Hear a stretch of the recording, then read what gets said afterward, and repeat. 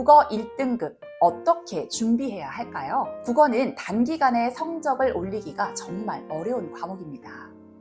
초등과 중등 시기에 꾸준한 문해력 훈련을 통해 쌓은 문해력이 결국 고등학교 내신과 수능 성적을 결정합니다. 한국교육과정평가원 연구에 따르면 95% 이상의 학생들이요, 초등, 중등 시기에 이미 문해력이 완성된다는 결과도 있습니다. 고등학교에 올라가서 새로 문해력을 끌어올리기는 매우 어렵다는 뜻이겠죠? 그래서 초등과 중등 시기부터 문해력 훈련이 꼭 필요합니다. 그럼 시기별로 어떻게 문해력을 훈련해야 할까요? 초등 저학년 때는 수준에 맞는 다양한 독서를 통해 배경 지식과 어휘력을 쌓아야 합니다. 책을 읽은 후에는 내용을 요약하거나 자신의 생각을 정리하는 활동까지 함께 꼭 해주세요.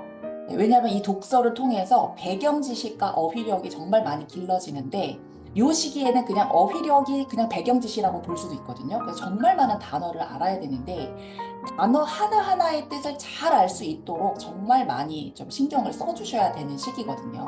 아니면 어머니께서 뭐 부엌일을 하시면서 아이가 책 읽을 때 그냥 슬쩍슬쩍 관찰해 주시면서 모르는 단어가 있으면 물어봐, 요 정도. 그래서 그때그때 모르는 단어를 아이가 해결하거나 찾는 법을 알려줘서 어학사전이나 아니면 이제 스마트폰에 이제 어학사전 깔아놓고 앱을 그냥 그때그때 아이가 필요할 때마다 단어를 찾아서 보고 자기 걸로 만드는 습관을 만들어주는 거.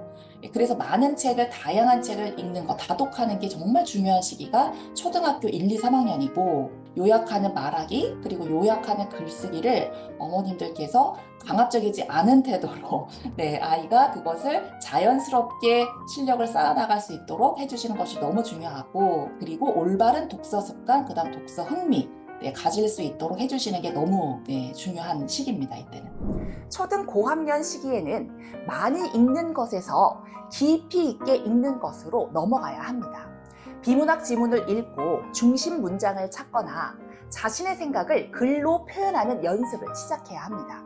하나의 주제에 대해서 깊이 생각하는 습관, 이런 게 되게 중요해진 시기예요. 근데 이렇게 깊이 생각하는 습관을 길러주기 위해서는 왜라고 하는 질문을 스스로도 하고 옆에서도 해줘야 되거든요. 그래서 자신의 생각을 또는 자기의 어떤 느낀 점이나 이런 부분들을 좀 논리적으로 글 쓰는 훈련을 해 주어야 되는 시기거든요. 비문학 문제집 굉장히 많이 나와 있거든요, 시중에. 그러면 비문학 문제집에 4, 5문단짜리 글들이 있잖아요. 한 편짜리 글들이 있는데, 거기에서 한 문장 안에서도 중요한 단어, 핵심어, 그리고 한 문단 안에서도 핵심 문장, 이렇게 중요한 단어나 문장을 찾는 연습. 그리고 초등학교 고학년 시기에는 한 문장 한 문장의 의미를 정확하게 이해하고 알고, 여기서 그 부분을 이 초등학교 4학년, 5학년, 6학년 시기에 해주셔야 된다라고 부탁을 드리고 싶습니다. 중학교에 들어가면 문학, 비문학, 문법을 고르게 학습해야 합니다. 문학 작품 분석 훈련,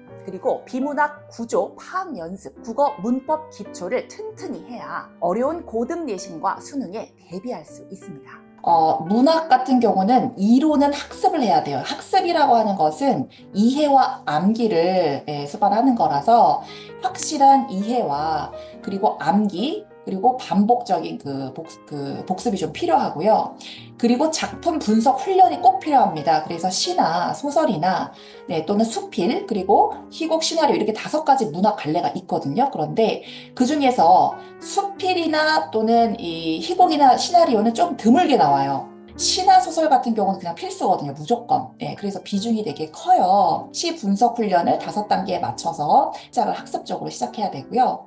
비문학 같은 경우 비문학 문제집을 가지고 이렇게 그 서술 방식을 이해하고 구조화하면서 읽는 연습을 해 나가야 될 필요가 있고요. 이제 또 한 가지 이제 그 문법 부분을 매우 어려워하거든요, 우리 중학생들이. 중등 시기의 문법을 그냥 너무 많은 분량은 아니더라도 그냥 꾸준히 복습하고 꾸준히 난이도를 높여가면서 문제풀이 훈련을 해야 된다.